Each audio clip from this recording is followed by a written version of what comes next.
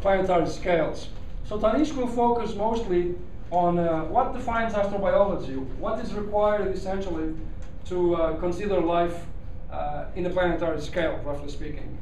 And then Taji, your second presentation on astrobiology, will focus more in the extremophiles, these bugs, so to speak, that live in extreme environments, and have a little bit of a look into the interstellar medium as well. Like we can find amino acids, as an example, in the interstellar medium. Amino acids are what make proteins, right?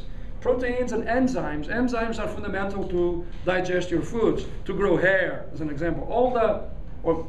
A significant part of most important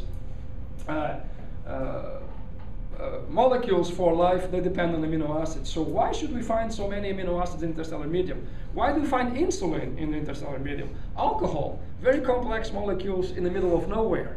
So some people say that maybe life came from the interstellar medium, maybe it moved from planet to planet. So those are some of the topics of chapter 24 we shall address in these two presentations, okay?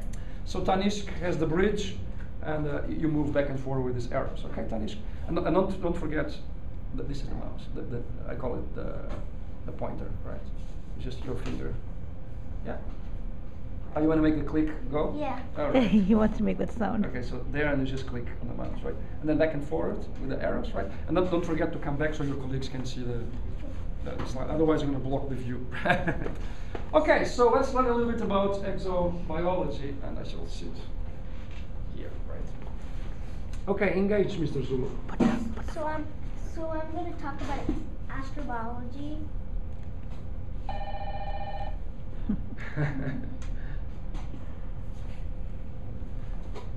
So astrobiology is basically the study of origin, distribution, evolution, and the future of life in the universe. It involves different fields of sciences like chemistry, biology, and of course astronomy. We study astrobiology. We study astrobiology in our solar system and out of our solar system. So when we study astrobiology, basically in our solar system, we're basically looking at planets and moons. But when we study and when we study also probably meteorites and asteroids. But when we study astrobiology out of our solar system, we look at basically mostly exoplanets. Exoplanets, so planets and other stars, right? Yeah. Okay. And there are a few other terms for astrobiology. One is exobiology, another one is xenobiology, another one is also basically bioastronomy. Some people like to call it astrobiology. Or astrobiochemistry. As long as it keeps the physics there, I'm happy.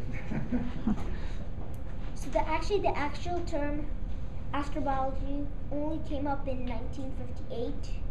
There were a few major ideas at that time that weren't tested. So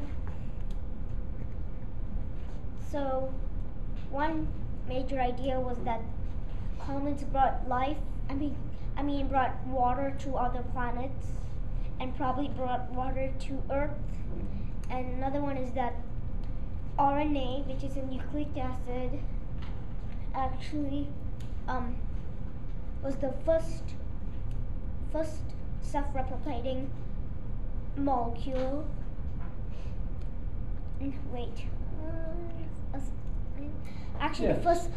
The first molecule that could self-replicate in the manner of life.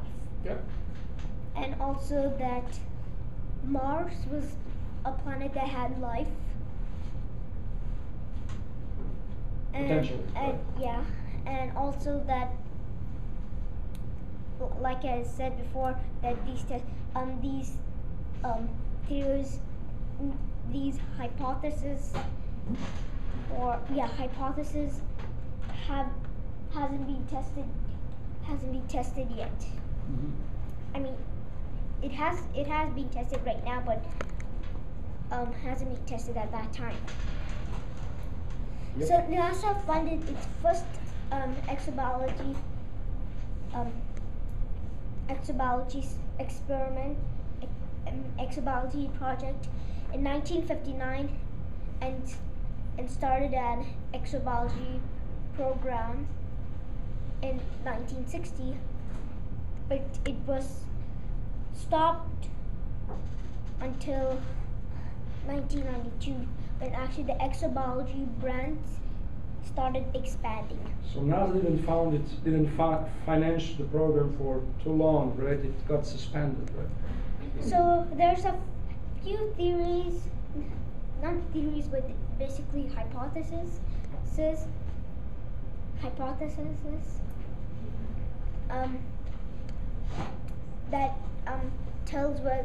that might tell where the origin of life came from. So in the universe, so one is Panspermia, and Panspermia is basically Greek for all seeds, and it says that life is spread in the universe as seeds through space, through meteorites, comets, and asteroids. And lots of astrobiologists focus on this hypothesis. And another hypothesis is biogenesis, and that says that life can arise from pre-existing life. So that was proved by Louis Pasteur, by a few of Louis Pasteur's experiments, and I think one of the experiments was that actually he had an agar plate, and in that agar plate he had bacteria inside, and he had all of this in a certain temperature, and he saw that actually more bacteria grew, and then after that happened, he again had the same agar plate, and what happened is he didn't put any bacteria in it or fungus or anything in it, and what happened is, and he actually had it at the same temperature, and what happened is no bacteria grew. So life from life, yeah? Yeah. Reproducing. That's basically what it is. Life arising from life. So, but actually another hypothesis called biogenesis actually says that life can arise from non-living things. It's like basically chemical molecules. So like you have RNA, which is a chemical molecule. So and after that RNA actually DNA forms cells which replicate and forming depending on what it is, it might form bacterial colonies, or after a while it might form an organ or something like that. And you're going to show us the Miller experiments, as the book indicates, right, in chapter 24. Miller? I think that's Urey and Miller. Don't you have a slide next, or it was touchy? I don't remember. One of you. I don't think we have one. I remember one of you, or maybe it's in the paper. Well, it's in the paper, maybe. Okay. So the book mentions that this attempt of making life out of chemical reactions with light, sparking electrical signals, they bring amino acids and other fundamental molecules to the evolution of life, right? Urey and Miller, they did some of these early experiments, right? The abiogenesis, or spontaneous generation. I've heard of that Miller experiment, but I exactly don't know what it is. Chapter 24. Yeah, I think it was in chapter 4. And also, there's something else called exobiogenesis, which is basically same as Panspermia. So also there's another thing called exogenesis, which says that life on Earth started somewhere else, probably like Mars, and then hitched a ride and got here using an asteroid. Potentially, yeah. Good. So the earliest mention of this theory, Panspermia, was in the writings of a Greek philosopher called Anaxagoras. Don't worry. Anaxagoras in the 5 BC. And right now in modern times, in the 19th century, there are scientists like Jacob Berzelius. and Lord Kelvin, which is where the Kelvin and temperature scale came from, did experiments. And also in the 20th century, scientists like Sir Fred Hoyle and Chandra Wickramasinghe did experiments on the theories. Hoyle was a bit nuts, but okay, also counts. So this guy was actually a student of this guy. Oh, so it's nuttier then, right? To be a student of a nut guy must be nuttier. Like if the word exists. Somebody who's from England. From So Britain, please, yeah. this guy probably went all the way to England. Okay, keep going. So we don't have evidence yet to support or contradict Panspermia, although we have some things to discuss. We think this thing is right. Yeah. So there's 3 types of panspermia. First is interstellar panspermia, also called lithosphermia, and that basically says that impact expelled rocks from the planet's surface actually serve as vehicles spreading actually biological life to to another solar system and get onto our planet in that solar system. So it's like basically saying that we have some rocks like some rocks from Earth, and that rock probably goes to Kepler 10b, which won't happen at all. And then there's something called there's another type of panspermia called interplanetary panspermia, which is basically the same thing, but the impact expelled rocks only goes to a planet in the same solar system that impact expelled rocks came from. And there's something called directed panspermia, which is the eventual spread of seeds by extraterrestrial life or by we humans to other planets. And this was proposed by Sir Francis Crick, which was where the Watson and Crick DNA model came from, and also Leslie Orgel in 1973. So there's two mechanisms of panspermia: deflection of interstellar dust by solar radiation pressure, and that extremophile microorganisms traveling through space within an asteroid meteorite. So anyone is familiar with an extremophile, right? Extremophile, phil means like philosophy. Extremophile is basically an organism that basically can live in extreme places. Exactly, and like my mom will talk more about it. Okay. So extremophile, phile means friend in Greek, right? Philosophy, friend of knowledge, right? Philip, friend of Hippos, friend of horses. Love,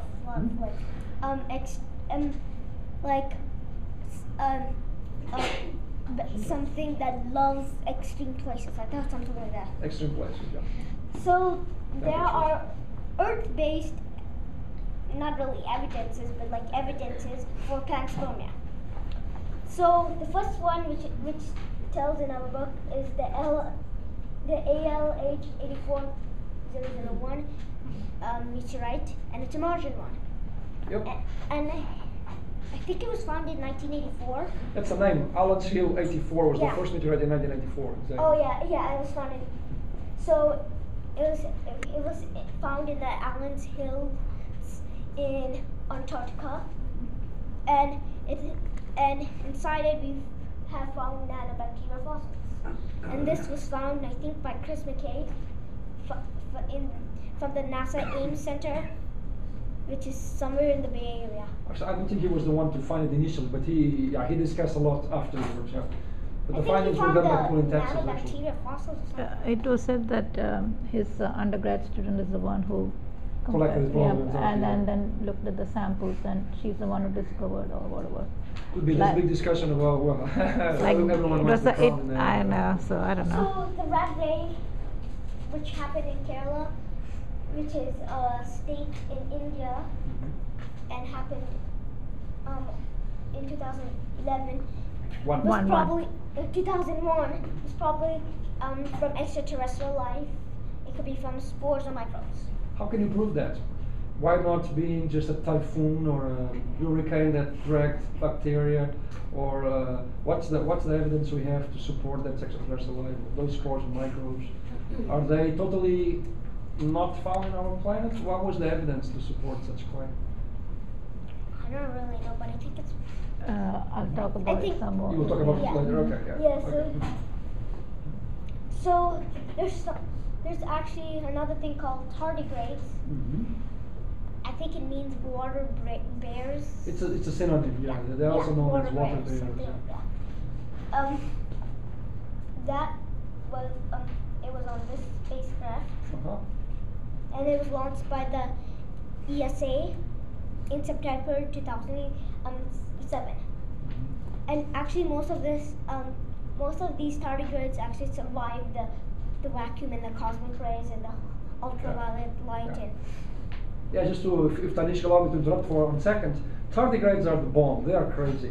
They survive melting temperatures, water. They can be put in boiled water and they come out nice. They survive liquid nitrogen. I think they even survive liquid helium. Some people put it at 4 Kelvin. So it's totally absurd to survive such low temperatures, but they do. If you dehydrate them, and then if you drop some water droplets on them, they come back to life, they can hibernate. They exist in the vacuum of space in very high concentration of salinity, in very high pressures in the bottom of the ocean. So they are the perfect space travelers.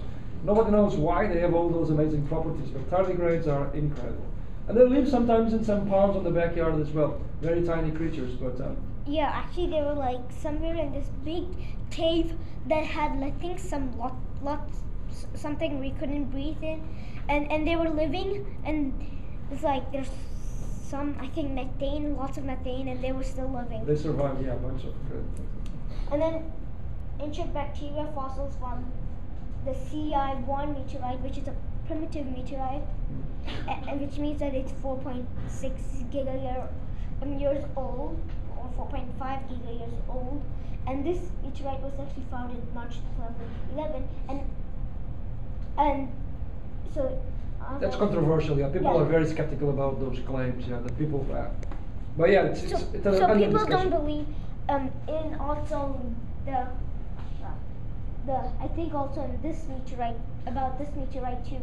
Yeah, but that one has been under more scrutiny of the scientific community. Has been more open. But I think both of them, they're just saying it could be just like we see the like these fossil-like things because I don't think so. I of think the first one is more credible than the second. The second one is done by the publications they do. They are not so serious, and the studies are not made for. They think it's like atmospheric contaminants.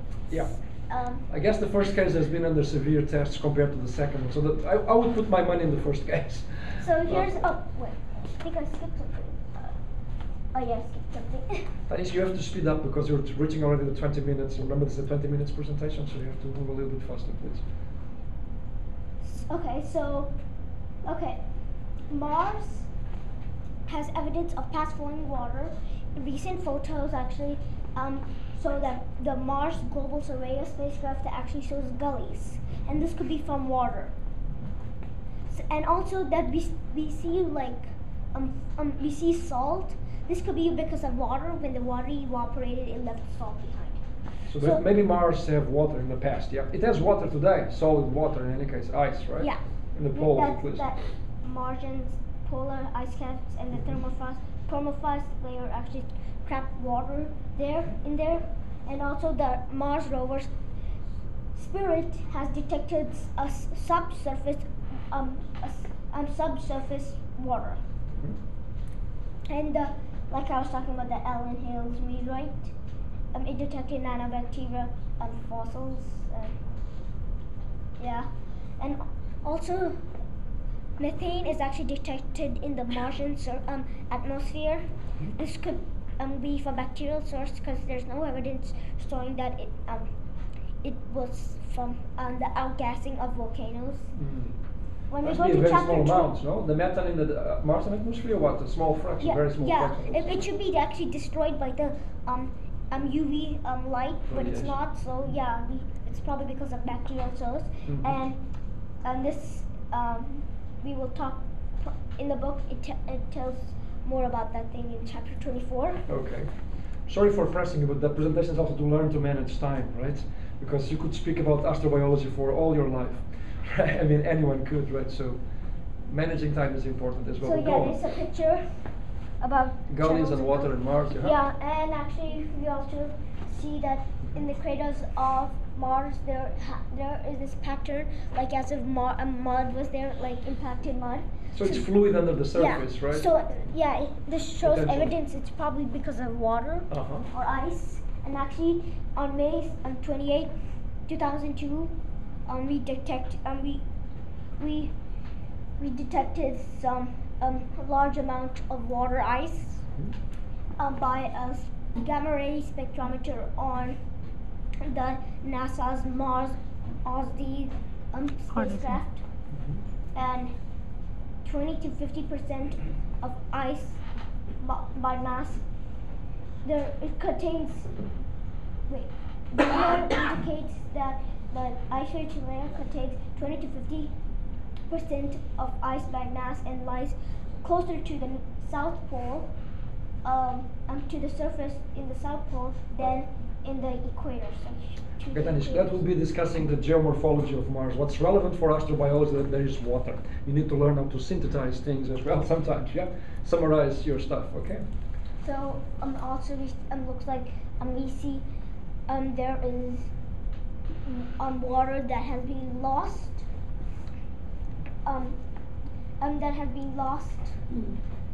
And we see deuterium, which also shows evidence that water has been lost. So Venus might have water in the past and it's been lost in the atmosphere, right? There is actually 0.1